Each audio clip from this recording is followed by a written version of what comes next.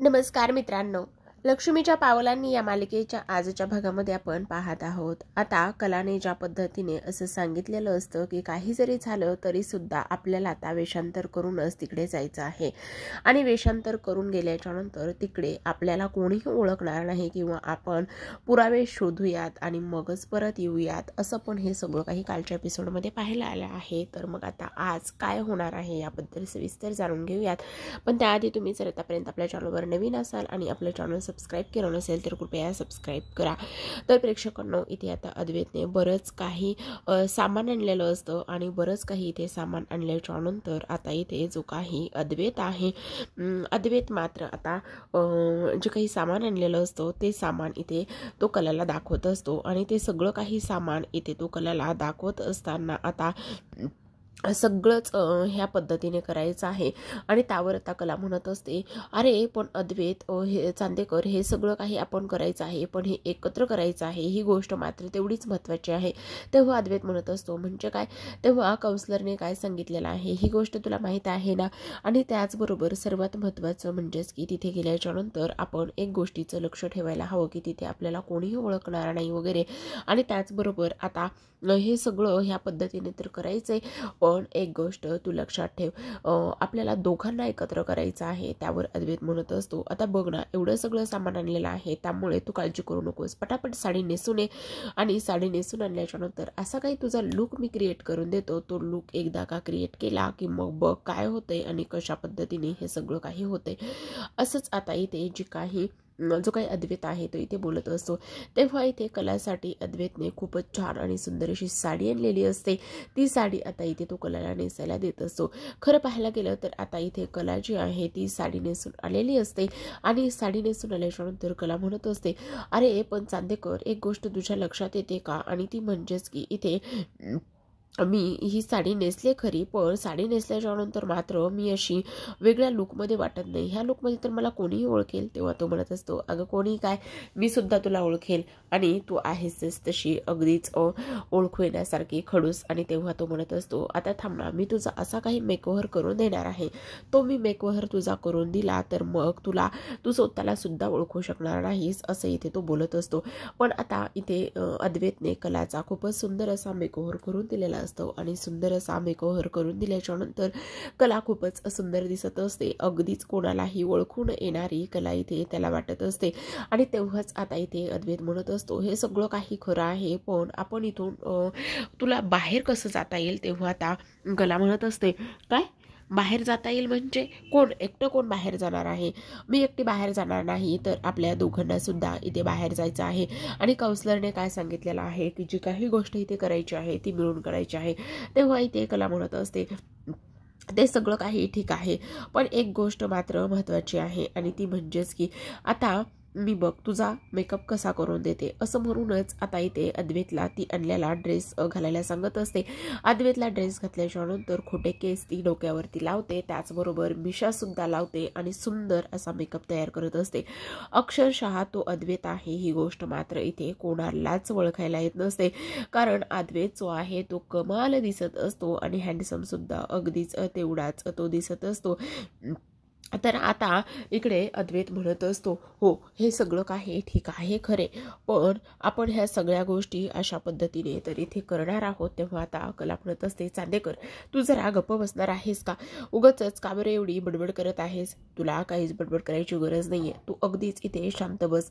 असं म्हटल्याच्या नंतर आता कला हळूहळू स्टेप बाय स्टेप त्याचा सगळा काही मेकओव्हर करत असते। सगळं आता इथे मेकओव्हर केल्याच्या नंतर इथे आता जो काही चांदेकर आहे तो स्वतःला आरशात पाहत असतो आणि आरशात पाहिल्याच्या नंतर तो म्हणत असतो, वाव काय कमाल दिसतोय आपण, पण तुला खरं पाहायला गेलं ना तर तू ना 80 वर्षाची म्हातारीच दिसतेस। आणि हे सगळं काही तो इथे बोलत असतो, ह्या सगळ्या काही गोष्टी इथे तो बोलल्याच्या नंतर मात्र कला म्हणत असते, काही काय बोलतोय उगाचच 80 वर्षाची म्हातारी आला ना, तूच खरं तर इथे म्हातारा दिसत आहेस। ह्या सगळ्या काही गोष्टी इथे आता तो बोलत असतो। तेव्हा आता कला म्हणत असते, आलाच तुझा नाकाचा जो शेंडा आहे तो वरती आलाच ना, तो कसा नाही येणार? ह्या सगळ्या गोष्टी इथे आता ती बोलल्यावर अद्वैत म्हणत असतो, चल पटकन इथून बाहेर कसं पडायचं त्याचा विचार करूया। आणि तेव्हा कला म्हणत असते, एक काम करूया, आपण बाहेरून जाऊया का? जर मागच्या गॅलरीतून गेलो तर तेव्हा आता इथे अद्वैत म्हणत असतो नाही थांब. तेवढ्यातच रजनी हॉलमध्ये असते. रजनी हॉलमध्ये असल्यामुळे आता त्यांना बाहेर कसं पडायचं हे तर काही समजत नसतं आणि तेव्हाच आता ह्या गोष्टी ते न समजल्यामुळे आता सर्वात मोठं टेन्शन असतं की रजनीला कशी तरी हुलकावणी देतच इथून बाहेर पडलं पाहिजे.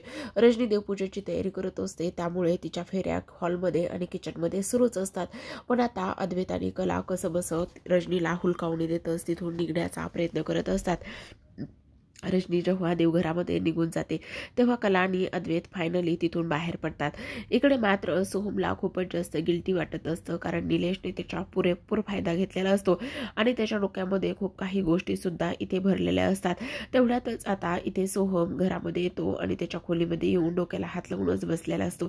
तेव्हा आता त्याच संधीचा इथे ती फायदा घेते. त्याच संधीचा इथे तिने फायदा घेतल्याच्या नंतर ती म्हणत असते काय झालंय सोहम. सोहम लगेचच तिला बिलगुनच रडायला लागलेला असतो आणि म्हणत असतो अनामिका प्लीज मला माफ कर आणि खरंच तुला मला माफ करावं लागेल. मी खूप चुकीचं वागतोय ना गं. मी तुझ्या लायक नाहीये ना गं.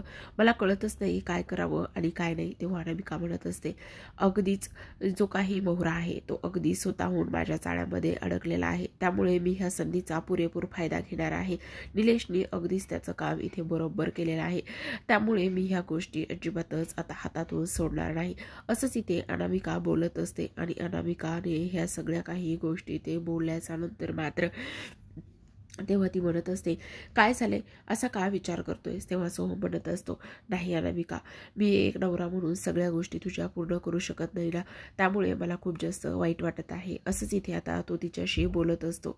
तेव्हा इथे जो काही सोहम आहे तो खूपच जास्त टेन्शनमध्ये तिला दिसत असतो आणि तिला वाटत असतं नाही इथे आता निलेशने त्याचं काम बरोबर आणि परफेक्ट केलेलं आहे. इकडे दुसऱ्या बाजूला कला आणि अद्वैत घरातून तर बाहेर पडलेले असतात. आता घरातून बाहेर पडल्याच्या नंतर मात्र इथे आता जो काही अद्वैत आहे तो बोलत असतो खरे आपण आता असाच वेळ वाया घालवणार आहेत का. नाही ना चल पटकन. तर इकडे आता कला आणि अद्वैत जाऊन पोहोचलेले असतात. ते म्हणजेच की श्रीनाथ ज्वेलर्समध्ये. तिथे जाऊन पोहोचल्याच्या नंतर त्यांना कोणीच ओळखत नाही. जेव्हा आता कला आणि अद्वैत श्रीनाथ ज्वेलर्समध्ये जाऊन पोहोचतात तेव्हा त्यांना कोणीच ओळखत नसतं आणि न ओळखल्यामुळे आता हे खूपच म्हातारे असं यांनी लुक केलेलं असल्या कारणाने आता इथे अद्वैत म्हणत असतो की आमच्या कारभारणीला आमच्या बायकोला नवीन हिऱ्यांचे दागिने बनवून घ्यायचे आहेत किंवा तुमच्याकडे ज्या काही डिझाईन्स आहेत त्या तुम्ही दाखवू शकता. आणि आमचं कसं जगात भारी बायको म्हणजे जगात भारी आमचं कुटुंबच भारी आहे. त्यामुळे तुम्ही आम्हाला जे काही तुमच्याकडे कनेक्शन असेल ते तुम्ही दाखवा असं इथे तो बोलत असतो. तेव्हा कला म्हणत असते तुम्ही माझ्या दिसण्यावर किंवा माझ्या वयावर अजिबात जाऊ नका. मी खूप जुन्या विचाराची नाही आहे मी नवीन विचाराची आहे. त्यामुळे तुमच्याकडे जे नवीन कनेक्शन आहेत ते तुम्ही मला दाखवा असं कला म्हणत असते. आणि कला ह्या सगळ्या काही गोष्टी ते बोलल्याच्या नंतर तिथे दाखवणारे जे सेल्समॅन असतात ते म्हणत असतात हो आमच्याकडे खूप काही लेटेस्ट डिझाईन आहेत त्यामुळे तुम्हाला जे काही डिझाईन पाहिजे आहे ते आम्ही तुम्हाला इथे दाखवतो. तुम्ही अजिबातच काळजी करू नका असं म्हणूनच आता एक एक वस्तू करून ते दाखवायला सुरू करत असतात. तेव्हाच आता इथे कलाचं लक्ष जे आहे तिथे आजूबाजूला असलेल्या डिझाईन्सकडे जातं आणि तेव्हाच ती इथे अद्वैतला म्हणत असते अद्वैत तू एक गोष्ट नोटीस केलीस का. तिथे तो बाजूला लावलेला सेट आणि त्याच्यावरचा सुद्धा सेट नीट बघ हे आपलंच डिझाईन आहे मला चांगलं माहिती. तेव्हा अद्वैत पाहतो तर अद्वैतला सुद्धा लक्षात येतं की आपलेच हे सगळं काही डिझाईन आहे. आपलं डिझाईन्स इथंपर्यंत कसं पोहोचलंय आणि त्यामुळेच आता इथे अद्वैतला खूपच राग येत असतो कारण अद्वैतला राग आल्यामुळे त्याला हे सगळं काही अजिबातच सहन होत नसतं. तेव्हाच आता कला आणि अद्वैत म्हणत असतात आम्हाला एक गोष्ट सांगा हे तुमच्याकडे डिझाईन्स बनवणारे लोक कोण आहेत किंवा हे सगळं काही डिझाईन्सचं काम कोण करत आहे. ह्या सगळ्या गोष्टी इथे त्या सेल्समनना ही लोक विचारत असतात.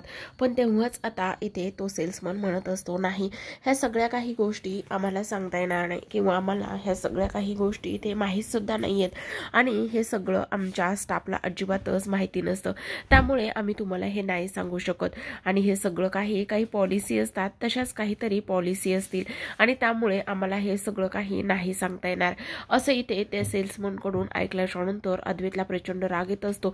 तो खूप जास्त चिडचिड करत असतो आणि चिडचिड केल्याच्या नंतर आता इथे मात्र जी काही कला आहे, कला म्हणत असते, हे बघ चांदेकर, प्लीज जरा चिडचिड तू कमी कर ना आणि आपण जरा हळू बोलूयात का, ह्यांना संशय यायला नको. आणि तेवढ्यातच आता इथे काय झालंय, पाणी हवंय का तुम्हाला?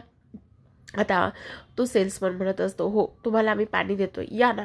आणि तेव्हाच अद्वैतला फोन आलेला असल्या कारणाने अद्वैत फोनवर बोलण्यासाठी बाहेर जातो.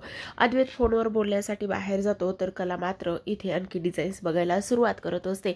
कलाच्या मनामध्ये विचार येतो की हे सगळे काही डिझाईन्स इथंपर्यंत पोहोचवणारी व्यक्ती कोण आहे आणि त्याचसोबत हे सगळे डिझाईन्स मीच बनवलेले आहेत, याची ओळख मला आहे. आपण हे सगळे डिझाईन्स इथंपर्यंत कोणी आणलेले आहेत, हा गौरव परांजपे नेमका कोण आहे आणि त्यासोबत सर्वात महत्त्वाचं म्हणजेच की इथे आमच्याकडूनच कोण असा आहे की तो इथपर्यंत हे डिझाईन सगळे काही पोहोचू शकते आणि ह्याचा विचार आणि ह्याचा शोध इथे घ्यायलाच पाहिजे असा कला इथे विचार करत असते.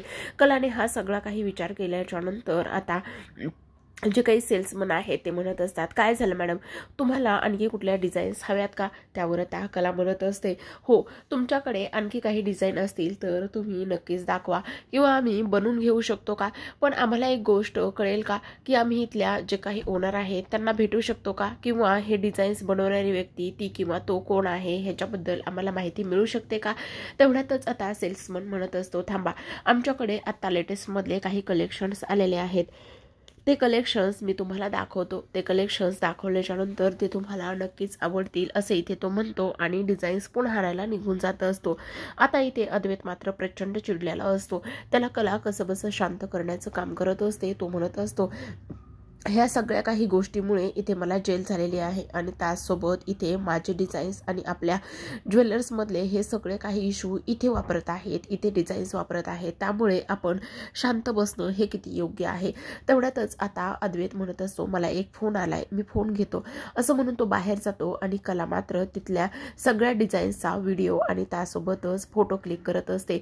इकडे मात्र राहुल त्याच वेळीला गौरवला भेटण्यासाठी इथे त्याच्या ज्वेलर्स दुकानामध्ये आलेला असतो आणि तेव्हा गौरव त्याला म्हणत असतो, काय करायचं तुला काय वाटतं, म्हणजेच की आपण इथे आता हे सगळं पुढे चालू ठेवायचे का, म्हणजे आपल्या दोघांमध्ये जी काही डील झालेली आहे ती डील आपण इथे कंटिन्यू करायची का, हे काम बंद करायचे? तेव्हा राहुल म्हणत असतो, नाही, आपली डील जी झालेली आहे ती कंटिन्यूअस पूर्ण करायची आहे, चालू ठेवायची आहे, मी तुला डिझाईन्स आणि खरे हिरे हे पोहोचवण्याचं काम करेल. तेव्हा गौरव म्हणत असतो, पण आता खरे हिरे जे आहेत ते आबांकडे गेलेले आहेत, मग ते तू कसे सोडवणार आहेस, काय करणार आहेस? त्यावर आता राहुल म्हणत असतो, त्याची अजिबातच तू काळजी करू नको, सगळं काही आपल्याला पाहिजे तसंच होणार आहे.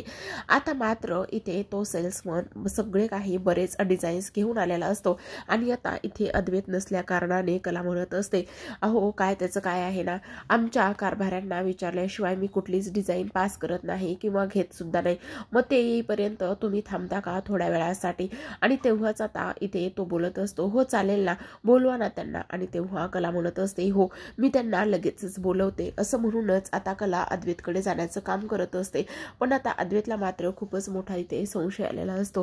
तो म्हणत असतो, हे सगळं काय आहे, मला हे सगळं काही सहन होत नाही, मला असं वाटतंय की आत्ताच्या आत्ता त्या गौरव परांजपेला जावं आणि हे सगळ्यांचा जाब विचारावा. आता जिथे अद्वैत बाजूला बोलत असतो तिथेच कलाला राहुल दिसलेला असतो. राहुल दिसल्याच्या नंतर मात्र कलाला खूपच मोठा धक्का बसतो की राहुल इथे नेमका काय करत आहे आणि इथे कशासाठी आलेला आहे, कारण राहुल हा गौरव सोबत बोलत असतो. तर आता प्रेक्षकांनो पुढील भागामध्ये आपल्याला असं पाहायला मिळत आहे, शेवटी आता ह्या सगळ्या गोष्टींची शहानिशा केल्याच्या नंतर अद्वैत आणि कला एका पॉइंटला जाऊन पोहोचलेले असतात. त्यांनी लगेचच पोलिसांना इन्फॉर्म केलेलं असतं आणि पोलिसांना इन्फॉर्म केल्याच्या नंतर पोलीस आलेले असतात. त्यावर आता अद्वैत म्हणत असतो, हे सगळे काही डिझाईन चांदेकर ज्वेलर्सचे आहे. त्यावर गौरव म्हणत असतो, हे विचारणारा तू कोण किंवा तू आहेस तरी कोण? तेव्हा आता अद्वैत जो वेषांतर करून आलेला असतो तो पूर्ण वेषांतर बाजूला करतो आणि मी म्हणत असतो, मीच चांदेकर ज्वेलर्समधून आहे, मीच चांदेकर, अद्वैत चांदेकर आहे. ह्या सगळ्या गोष्टी इथे तो सांगत असतो आणि तुझी हिंमत कशी झाली हे सगळं काही चोरण्याची डिझाईन चोरण्याची त्यावर आता इथे गौरव म्हणत असतो हे पुरवणारे किंवा आम्हाला काही आमचे सोर्सेस आहेत तेवढ्यातच आता इथे इन्स्पेक्टर साहेब सुद्धा आलेले असतात. मग तुम्हाला कोण हे सगळे काही डिझाईन्स पुरवतं ती डिझायनर आम्हाला इथे तुम्ही दाखवा असे इथे सुद्धा इन्स्पेक्टर साहेब आणि अद्वैत बोलत असतो. आता इकडे हा सगळा काही प्रकार राहुलच्या नजरेसमोरच होत असतो कारण राहुल सुद्धा त्यावेळी तिथेच असतो. राहुल तिथे असल्या कारणाने आता तो दुरूनच बोलत असतो. जेव्हा हा सोर्स कोण पुरवतं आणि कोण आहे ती व्यक्ती असं म्हटल्याच्या नंतर राहुलच्या मनामध्ये विचार येतो आता ह्या माठाने किंवा ह्या गौरवने माझं नाव घ्यायला नको. जर ह्याने माझं नाव घेतलं तर हा मला नक्कीच अडकवेल असं इथे जो राहुल आहे तो इथे बोलत असतो. इकडे मात्र इन्स्पेक्टर साहेब गौरवला सतत तोच प्रश्न विचारत असतात. बोला गौरव परांजपे नेमका तुमचा डिझायनर कोण आहे आणि तुम्ही हे सगळे काही डिझाईन कोणाकडून बनवून घेता बोला लवकर. तेव्हा आता राहुलला अजूनच प्रश्न पडतो काय करू आता मी इथून बाहेर सुद्धा पडू शकत नाही किंवा त्या गौरवसोबत काही बोलू सुद्धा शकत नाही. आता तर मी पुरता अडकतं की काय पण ह्या अद्वैत आणि कलाला ही आयडिया सुचली कशी आणि त्यासोबतच हे इथपर्यंत येऊन पोहोचले कसे ह्याच विचारामध्ये आता इथे राहुल असतो. तर इकडे मात्र गौरवची चांगलीच फाटलेली असते कारण त्याने खूप मोठे स्वप्न बघितलेले असतात. पण आता कला आणि अद्वैतने खूपच हुशारीने आणि त्यासोबत स्वतःचं डोकं वापरूनच ह्या सगळ्या काही गोष्टी ते केलेल्या असतात. कारण आता गौरव परांजपेचं भिंक फुटलेलं असतं आणि सोबतच आता राहुलचा सुद्धा इथे आता बँड वाजवणार असते ती म्हणजेच की कला आणि त्यासोबतच राहुल. कारण प्रेक्षकांनो आता इथे कलाच्या हाती ठोस पुरावे लागलेले असतात. ती म्हणत असते मी आत्ता इथून राहुलला जाताना सुद्धा बघितलं होतं आणि राहुल हा इथे त्या गौरवसोबत सुद्धा इथे बोलताना मी हे सगळं काही ऐकलं होतं. ह्या सगळ्या गोष्टी कला आता इथे अद्वैतला सांगत असते. तर आता प्रेक्षकांनो कशा पद्धतीने हे सगळ्या केसचा निकाल लागेल आणि त्यासोबतच अद्वैत निर्दोष आहे आणि ह्या सगळ्या गोष्टीमध्ये राहुलचाच हात आहे हे सगळं पाहणं खूपच जास्त इंटरेस्टिंग असणार आहे. तर पाहत रहा लक्ष्मीच्या पावलांनी.